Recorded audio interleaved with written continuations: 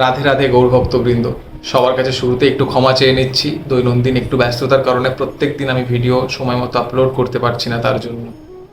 এবং তোমাদের সবাইকে অনেক অনেক অনেক ধন্যবাদ এভাবে আমাকে প্রতি পদে অনুপ্রেরিত করার জন্য এবং প্রত্যেক দিন আমার সাথে যুক্ত হয়ে 30 থেকে 40 সেকেন্ড সময় নিয়ে শ্রীমদ্ ভগবদ্ গীতার 2টি থেকে 1টি শ্লোক প্রত্যেক দিন শ্রবণ করার জন্য। আজকে আমরা শুরু করতে চলেছি শ্রীমদ্ ভগবদ্ গীতার 2য় অধ্যায়ের 7ম এবং 8ম শ্লোক।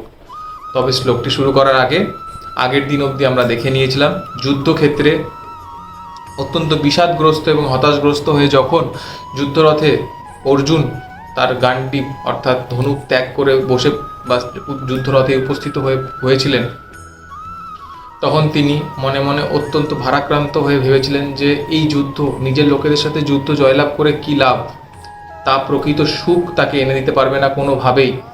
তখন তিনি ভগবান শ্রীকৃষ্ণের শরণাগত হন এবং তার কাছে নিজেকে সমর্পিত করেন এবং তাকে বলেন যে তিনি যেন এই পরিস্থিতিতে তাকে কিছু উপদেশ দিয়ে তাকে এই পরিস্থিতি থেকে কোনোভাবে বার করতে পারেন।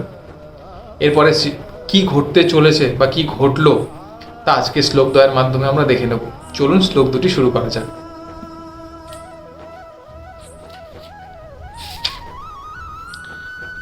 দ্বিতীয় অধ্যায় শ্লোক 7।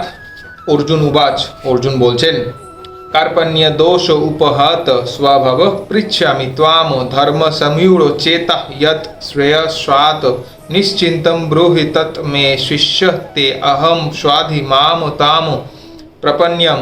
যার বঙ্গানুবাদ করলে দাঁড়ায়, কার্পণ্যজনিত দুর্বলতার প্রভাবে আমি এখন কিং কর্তব্য বিমূঢ় এবং আমার কর্তব্য সম্বন্ধে আমি সম্পূর্ণরূপে বিভ্রান্ত হয়ে পড়েছি।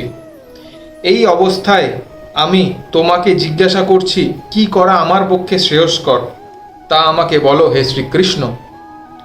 এখন আমি তোমার শিষ্য এবং সর্বতোভাবে তোমার শরণাগত, দয়া করে তুমি আমাকে নির্দেশ দাও। শ্লোক 8।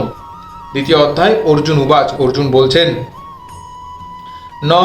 না হি প্রপশ্বামি মম अपनुद्यत यत् शोकम उच्छ्वसनम इंद्रियाणाम अव्याप्य भूमौ असपत्नम हृदयम राज्यम सुरानाम अपि च अधिपत्यम। যার বঙ্গানুবাদ করলে দাঁড়ায়, আমার ইন্দ্রিয়গুলি শুকিয়ে দিচ্ছে যে শোক, তা দূর করবার কোনো উপায় আমি খুঁজে পাচ্ছি না।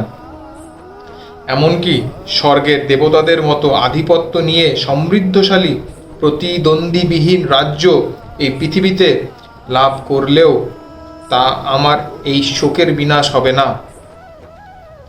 আজকের মতো এইটুকুই। আজকের শ্লোক দুটি ভালো লেগে থাকলে কমেন্টে অবশ্যই হরে কৃষ্ণা টাইপ করবেন এবং ভিডিওটি অবশ্যই লাইক এবং শেয়ার করবেন। চ্যানেলটিকে অবশ্যই সাবস্ক্রাইব করবেন প্রত্যেক দিন 1টি থেকে 2টি শ্লোক শ্রবণ করার জন্য। দেখা হচ্ছে এক নতুন দিনের নতুন শ্লোক নিয়ে আপনাদের সাথে। আজকের মতো বিদায়। হরে কৃষ্ণা।